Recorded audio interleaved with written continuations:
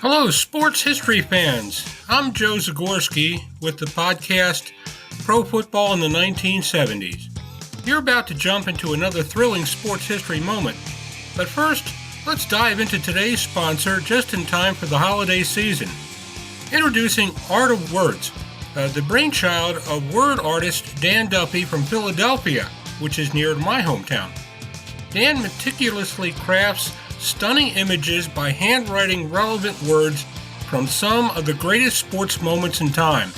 These unique, budget-friendly illustrations are the perfect gift, sparking cherished memories and capturing hearts. Choose from city skylines, sports, history, and musicians to find a piece for everyone. And here's the exciting part. For that sports fanatic in your life, gift them a piece of their favorite team or player's history. Art of Words tells a compelling story. Explore collegiate stadiums, each meticulously crafted with every football victory etched in words. Or venture into baseball stadiums, handwritten with every player from the team's illustrious history. Don't wait. Order a print today for yourself and your loved ones this holiday season. Transform your wall into a gallery of captivating art and surprise your family and friends with a print of their own. Use the code SHN15 at artofwords.com for a 15% discount on your order in November and December. Visit Art of Words, where words magically transform into stunning art, evoking cherished memories and touching the hearts of those you care about. Again, use the code SHN15 for 15% off at artofwords.com. Happy holidays.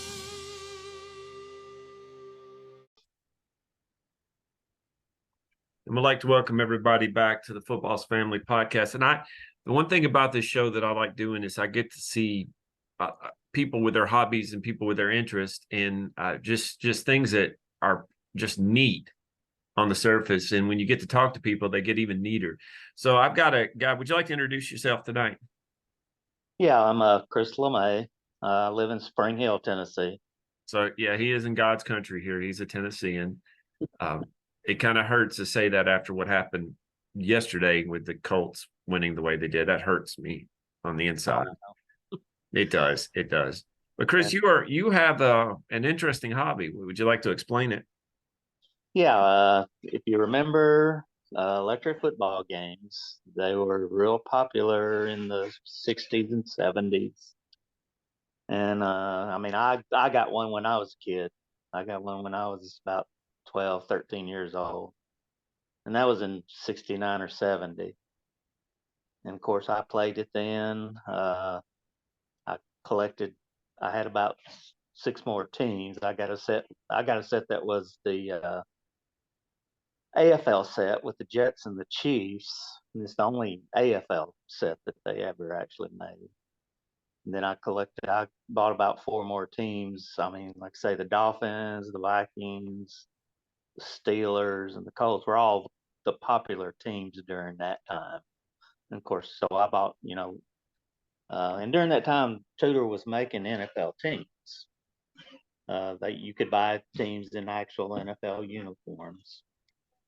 And so that's kind of when it became real popular. Now the game's been around ever since 1949 was the original date of the first game. And then of course I played it for a kid. I played it when I was a kid for about 4 or 5 years ago old. And then of course I got away from it. But then when I got older, about 25 years ago, and I was 40 years old then. I saw the game again on a Toys R Us shelf, and I just mentioned to somebody that I used to have one of those when I was a kid, so they bought it for me for Christmas. Well, there you go. And so yeah, I got back into it again. And two, about that time, of course, was when computers and the internet were getting to be a lot more popular. And the company that was making them, it was originally made by Tudor Games in Brooklyn, New York. And at that time, it was owned by Miggle Toys out of Chicago, Illinois. And they had just kind of started a website and a community forum. And by getting on the website and joining the community forum, started to find out all these people around the country who were actually playing the game again. They've been, like I say, there were leagues going on. The company was starting to have, they had started to have national conventions and Super Bowl tournaments. And so in '99, I actually traveled to Philadelphia for the first time to actually play in one of their conventions and Super Bowl tournaments. So yeah, I mean, I flew from Nashville, and went to Philadelphia, and met a whole lot more people. I mean, there was several hundred people at this convention of guys who were playing, guys who were collecting. So I got involved in that electric football community of people who were still playing the game, like I say, collecting. And of course, I fell back in love with it again. So being a big football fan too, and of course the Titans, they had just moved to here to Tennessee. I'm kind of like you. When the Titans came here, of course I started following the Titans. It's a sickness. No, I know. And man, I bought every Titans team that they had as far as they were selling with electric football. Okay, can you, before we go any further, you were mentioning that they came with full uniform. Did you paint the ones that you had before?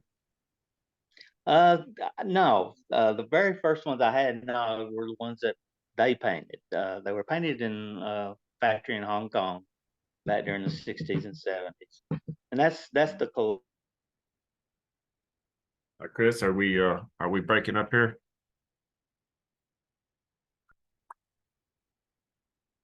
I think we have just had a moment. Let me check on this. There we go. There we go.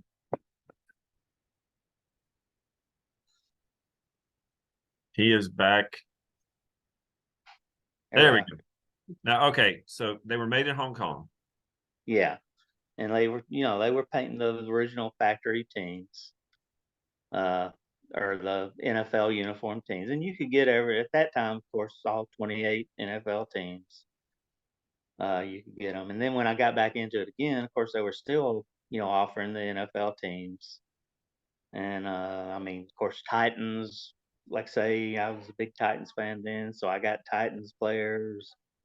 I got originally the first team I got was the Tennessee Oilers when they first moved back. So I got a set of those. I even ordered a set. Me and my wife that I'm married to now, we actually got married in 2000. And I had a groom's cake made to look like an electric football field. And of course, put my Titans figures on it. All right. See, this is what I'm talking about. When we deal with family, Mr. Chris, when we deal with football's family, that's the stories I like to hear because it makes me feel like I'm at home with you. Because on in my wedding cake, it was Spider-Man. Okay. Yeah. So so yeah, but anyway, and there's been several other people that's done it too. But yeah, I did it, and like I said, when we got married, I had the Titans on my groom's cake that was made like an electric football field. So you just be honest. You're among friends here. Are you a nerd? Yes. Okay. See, I can relate to you. Maybe not with the electric football, but I can relate to you right now, Mr. Chris, more than anybody else right now. Just you and me. Okay. Well, I don't like to admit it, but oh no, embrace it. Embrace it. But, if anything has changed that. My daughter called me an electric football nerd. Not too long. No, embrace it because the Big Bang Theory made nerds cool. Okay. Yeah, I mean, But anyway, yeah. When it comes to electric football, yeah, I'm a nerd. Okay, good. Now let me ask you a question. All right, so it's on a football field. Correct. You do you have 11 on 11? Yes. So it's big. The field is big enough for that. Oh yeah. And then the field. Yeah, the fields are like 39 inches by 21 inches. So that's Is pretty how big. big. Yeah, that's a good size field. Plus And you now, go ahead. I'm sorry. plus now, guys make custom game boards. They build their own game boards now that are like 24 by 48 inches. Then I've even got a custom one that I built that's 60 inches by 30 inches. That's a big So thing. it's starting to get back up closer to the actual scale of the figures, because the figures are like 1 inch tall. So you make your offense, you make your defense. How do you play the game? Of course, like I say, where it gets the electric from is it's got an electric motor on the game board underneath it, and you turn it on and it vibrates. And the players have bases on them that are actually what make them move. So you can actually set up plays.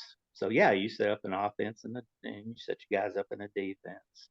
And if you're playing somebody else, of course, you have two guys playing. And yeah, you actually can run actual football plays. You have a little quarterback that can actually pass the ball and kick the ball. It's really about the only uh, sports board game where the players actually move, and you actually have to have some skill to actually be able to pass the ball, kick the ball. I But would say again, so.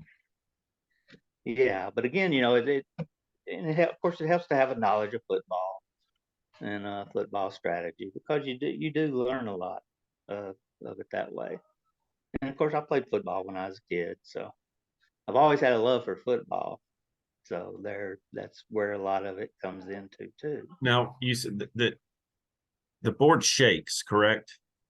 Yeah, it vibrates, and like I say, the figures have a base on them underneath that uh, have legs on them that are you can manipulate those legs to make your players run. You make them run left, you make them run right, you make them run straight.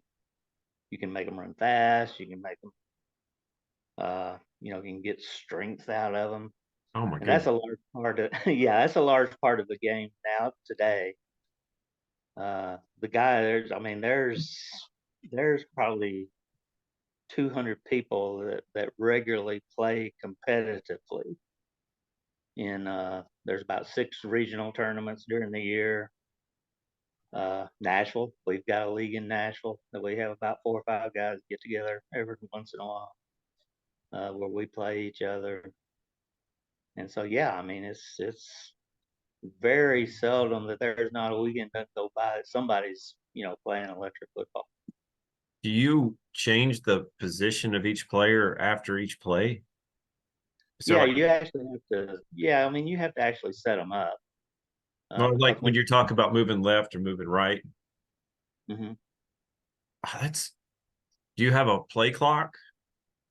Yeah, yeah, you have a certain amount of time to set your players up. Uh, on offense, yeah, we follow football rules pretty much as we can. I mean, it gets to be a really realistic game. Because yeah, we have like say a 40-second play clock. Uh, the offense has to sit their men up, then the defense gets like an additional 10 seconds to set theirs guys up to what the offense set up. How do you throw the ball? There's a quarterback figure that actually has an arm that you can pull. You have felt footballs. You have little felt footballs that you can actually place on the arm and actually throw. You pull the guy's arm back, and he actually can throw that football to hit a player. And like I say, if you have a receiver, if the ball hits the receiver, then it's a completed pass. Oh, Or so he doesn't have to catch it. no, it's It's just like got to hit him. I didn't know how that would work. It does have to hit him, but and yeah, like I say, if it hits the defensive player, it's an interception.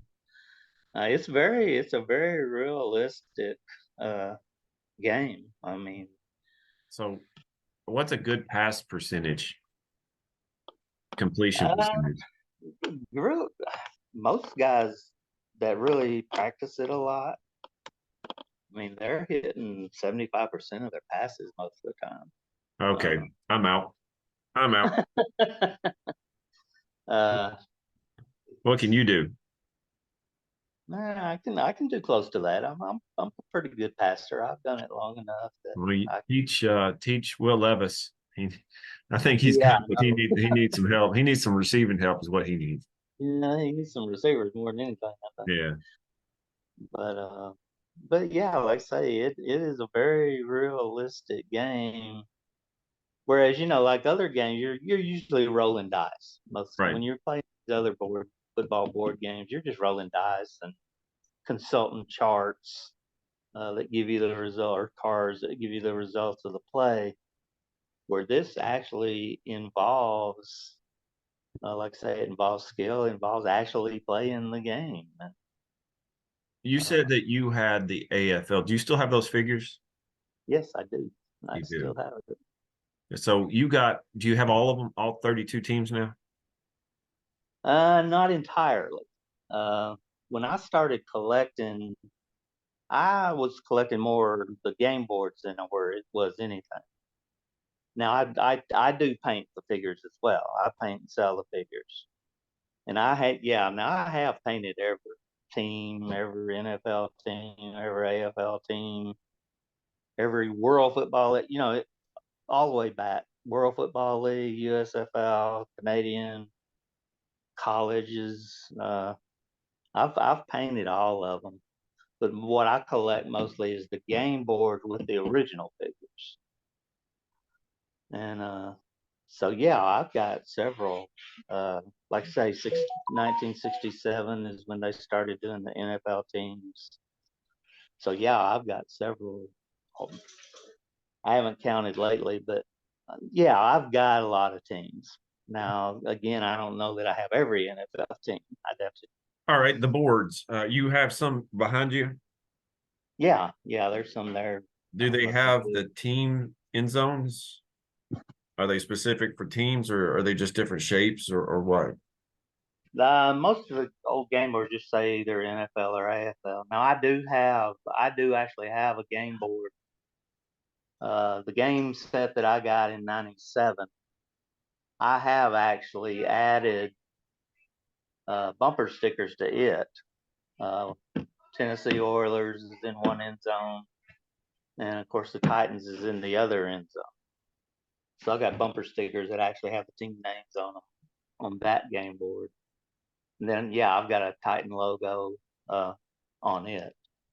So yes, you can customize them and yeah, get team specific. They do, like I said, they are. I mean, they're still being made. The company is actually Tudor Games. The company is actually still in business and still making the games. That surprises me. But Mr. Chris, I think maybe not so much now when I'm thinking about it because did you ever play any of the football games on the Nintendo? No, very seldom. Okay. I did not get into the video games very much. I started out with I didn't have the boards like you. I was not aware of the boards until much later on, and they looked absolutely awesome. And I watched people play it. But I got into Tecmo Bowl, the original one. Yeah, yeah. And that to me was my introduction to gaming. But looking at what you did and what you're doing, it's just amazing to me how lifelike it can be. Where you have defense, you had offense, you have special teams. How do you kick the ball? That figure, that the passer quarterback figure, Yes. he actually has a leg on it too that will kick the ball. It's made in a way that it's kind of a spring-loaded type leg on it. That yeah, you actually put the ball on a tee, and yeah, again, you just pull him back, and his leg will pop loose from kind of. It's a spring action type thing that kicks the ball. But yeah, you can actually kick the ball too. Well, what I forgot what I was going to tell you a second ago, but I remembered it now. It comes with age, right? There are still tournaments now with Tecmo Bowl, and that's been out for Yeah. 30 some odd years, almost 40 years. Oh And yeah. And there's still a core group of people. So I talked to somebody a couple of years ago, and he told me that he knows how to defend every pass and every run game, and he competes in tournaments. I'm like, well, gracious. And you're telling me that their tournaments still. I love how niche this market is, but how people keep it alive. Yeah. It's just neat how people kind of get to something to stick with it. Yeah, now, and you look at, like, say, in electric football, like, say, it was had its heyday and was the most popular during the late 60s, 70s, on up into the 80s. And the guys who actually are that in the competitive part and playing it more now are that age. I mean, you got most of the guys now that play it are ranging anywhere probably from 45 up. I mean, I'm 66, and I've been playing it since, like, say, I played it when I was a kid. But yeah, I've been, as far as playing in the league and competition type level, yeah, I've been playing that ever since I was 40 years old. Is that trophy behind you a result of one of your tournaments? No, that's actually somebody else's. No, you could take a claim to it. Say, yeah, I won the biggest tournament. Yeah, sure is. No, I actually I had a guy donate. Like I say, I started a museum, Yes. National Military Football Game Museum. I actually set up a nonprofit organization to that, and so I got a guy to donate that to me. But yeah, I mean, it's one of the guys that he's won a whole lot of tournaments. So yeah, that's actually his.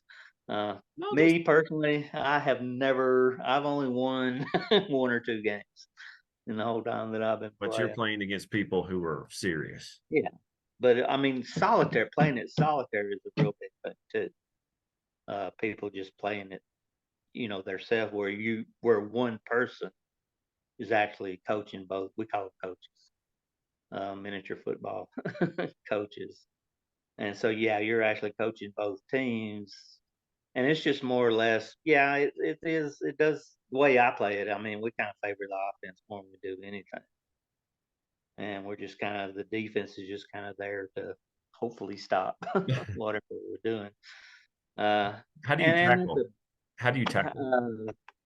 when like I say, when the guys are moving, you actually have to designate a ball carrier, the guy that's carrying the ball. And when the defensive player just hits the base of the guy with the ball, then he's tackled. Oh, so you basically honor system. He hits, and that's it. Yeah, yeah. Now there's there's a lot of different variations on that. I mean, there's like any touch tackle where any part of the base that gets touched, or sometimes it has to be from the front. Like I say, it's one of those games that if there's 100 people playing it, there's 100 different ways to play it. They've come up with all these different variations of how to play it. Uh, Now, like I say, I mean, electric football is my main thing, but I've played the other board games, football board games too. I mean, I actually have a collection of those also, from back when one of the ones that I played when I was a kid was Sports Illustrated. It was a Sports Illustrated football game that had the charts and the dice and stuff that you roll. Good gracious. And When you start have to bring in charts, that's when I start saying, you know what? yeah, well, I mean, of course, it's kind of like Stratomatic and APBA, football and baseball, all those Oh yeah, numbers. yeah. There's a whole lot. There's a whole nother group of people that play all those games.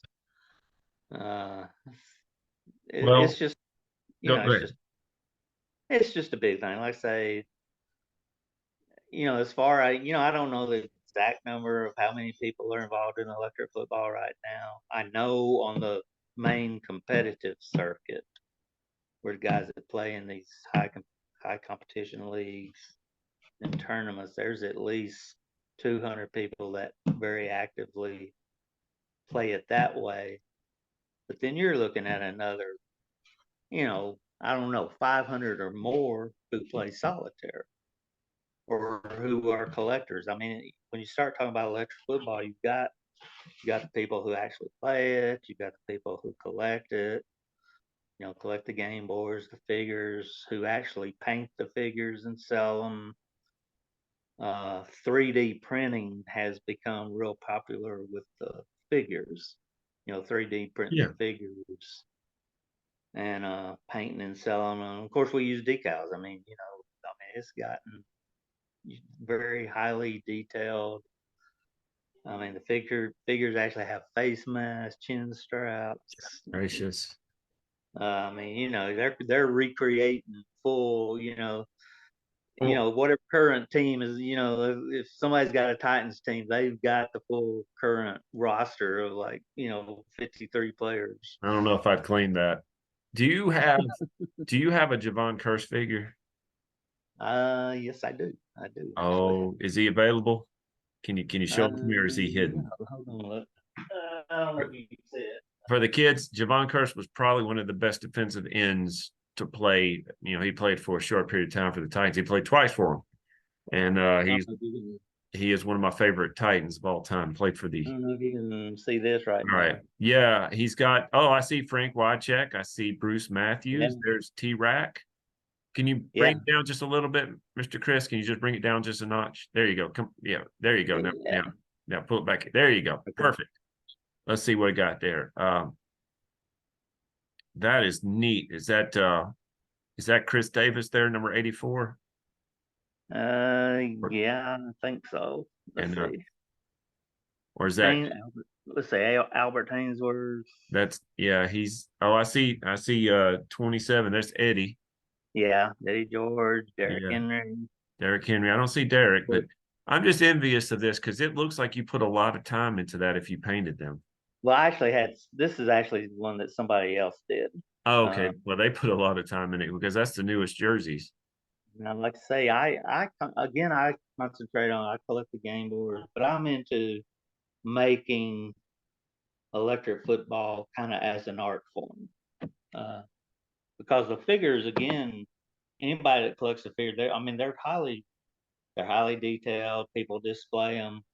I actually did last January and February. I did an Right, we're frozen again. He'll come back on here in a second.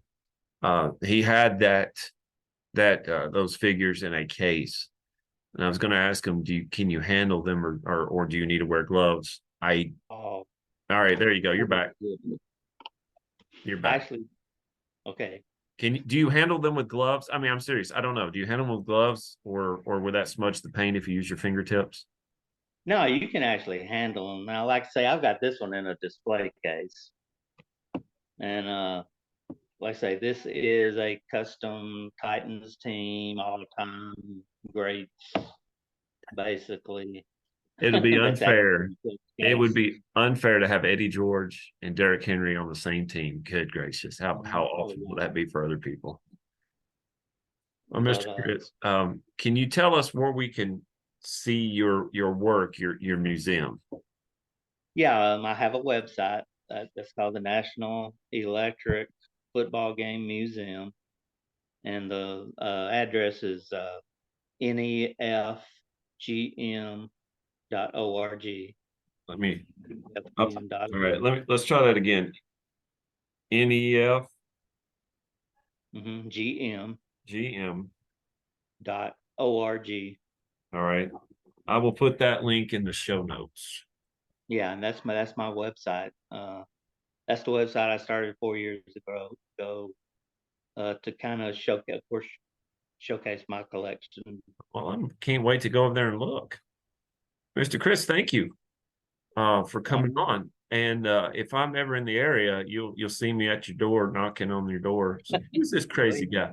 I'd love to see it. Oh, you're welcome to come anytime. Like I say, here in my house, I have my bonus room. It's set up with game boards all the way around the walls. That is the benefit for being without kids at your house, I'm sure. Yeah. Yeah, it's just me and my wife now. Well, thank you so much for coming on. Let me just say this real quick. You're a delight to be on here, and I'd love to have you back on soon if I can. Oh yeah, sure. Just like I say, let me know anytime. All right. And thank y'all for listening to the Football is Family podcast. Have you ever noticed that the lower jaw is not protected in sports? Did you know that 10,800 concussions will happen today? This has been an upward trend for the past 50 years. I'm Dr. Michael Hutchison, a practicing neuromuscular dentist. When my son wanted to participate in football and rugby, I was afraid he was going to get a concussion. That fear led me to finding the missing link to reducing concussions. The fact is, the only part of the skull that is not protected in sports is the lower jaw. If you want to drastically reduce concussions, there are 3 basic jaw positions that affect concussions, and 2 of them are not good. The correct one is called physiologic jaw position. It will dissipate the force away from the brain. Knowing that, I designed an appliance that put my son's jaw in the right place, and as a result, he was concussion-free from 5th grade all the way to senior year. This jaw position takes those 10,800 concussions today down to 28. It's the key to concussion protection. As a parent, this is what you need to know. It's extremely important that the device you are using is on the lower jaw. Thickness of the device is important. Most importantly, it must position and hold you in your own unique personal physiologic jaw position. So if your child goes out on the field with the correct jaw position, your son or daughter will not one of those 10,800 concussions today. Get yours today at powerplusmouthguard.com.